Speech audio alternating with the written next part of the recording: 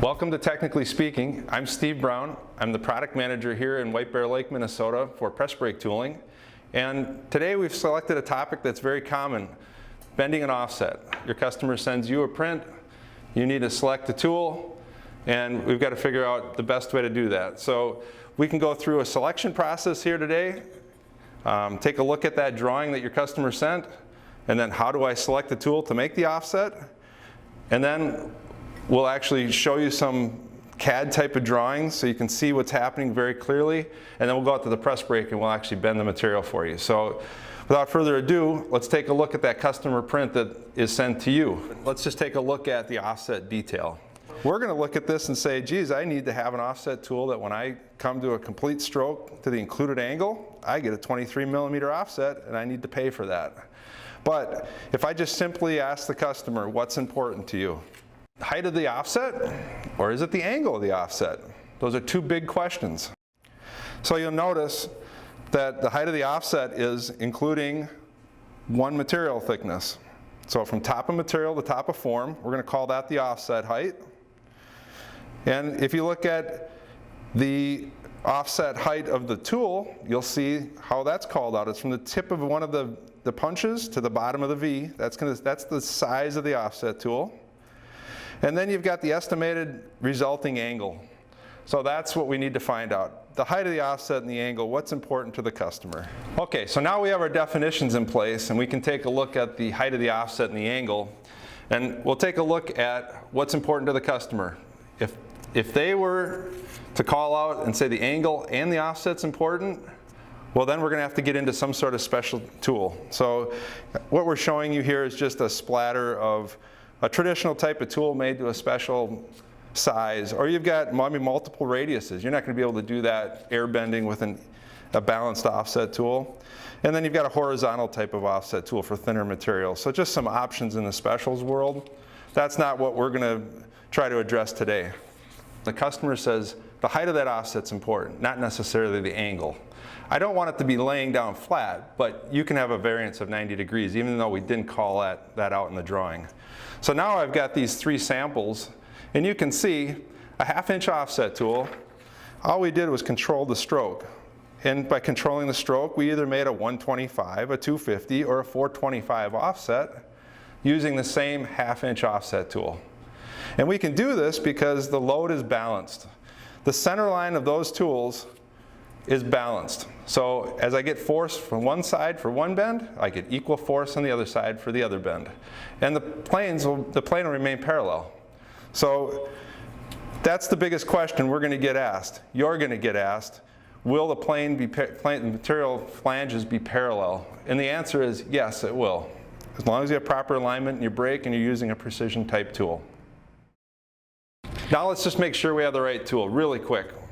Okay, there's a whole webinar on this, so I'm not going to go through this too much, but I will say if you're going to use a 313 offset tool, we're going to want to multiply that dimension by 1.414 to get our actual V opening size. So now you can do a double check real quick and ask yourself, if I had X material, whatever I'm dealing with, would I actually put that material into this V opening?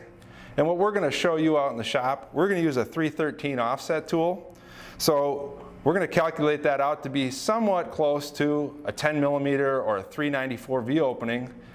And we're going to put 048 material into it. So I would go back to my air bend force chart, determine if I can put 048 material into a 10mm V opening, and know that I'm going to produce 1.5 to 2 times the tonnage that's being called out on the chart. You'd want to do that quick test before we go out and bend.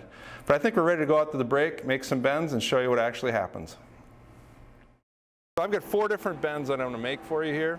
And the first one, we're actually going to overstroke a little bit. We're going to come down and create a little bit of tonnage. And when we create that tonnage, something we didn't talk about, but you can actually overbend.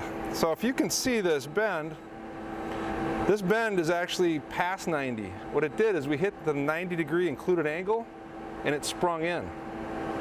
We're going to take a little bit off of that stroke now. Let's take and make it a little bit closer to the 313 offset that we know that we can generate with this tool.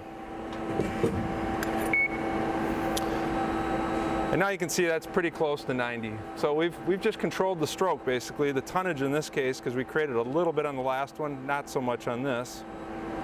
Let's back it off another little bit. And as we do, you'll see the bend is going to become more lazy. But you can also see that the plane of the material, it's parallel. So we don't have any deviation. We're happy with the height of our offset. And if you were to mate up a piece of material in between there, it would match. And the fourth bend, we'll back it off even a little bit more. Let's just back it off enough so that we have a very lazy offset. It's very lazy, but I'm still controlling the height. So if I wanted my offset to be this height, I could control the stroke and I would get great repeatability out of it. As long as you have the three common type of things that you need to air bend, which would include a precision tool, repeatability in your stroke, and consistency in your material. So now let's take a look at the bends that we just made on the press brake. And you can see there's the offset that was overbent. We actually applied extra tonnage to get it to spring in. Here's the bend that went to the included angle, 90 degrees. And here are the bends where we just back the stroke off, and you can see as we back the stroke off, the angle changes, and so does the height of the offset.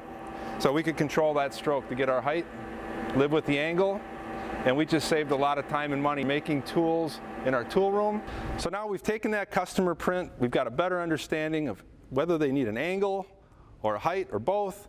We've selected our tool. We potentially took a stock tool off the shelf and air bend that offset height that we need, and we've avoided contacting your tool room, having a special tool made up when they're busy.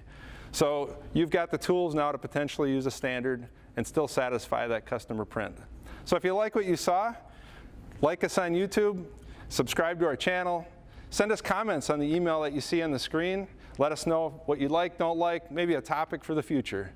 And technically speaking, now you know.